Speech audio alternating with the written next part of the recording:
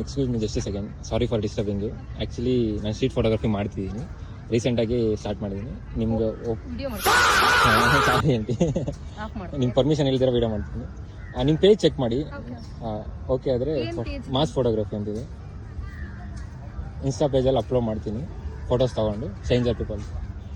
Okay, 5 minutes ಅಷ್ಟೇ. ನಿಮ್ಮ ಮಗಳ ಬಗ್ಗೆ ಏನು ಹೇಳ್ತೀರಾ? ಎಷ್ಟು ಇಷ್ಟ ನಿಮ್ಮ ಮಗಳಂದ್ರೆ?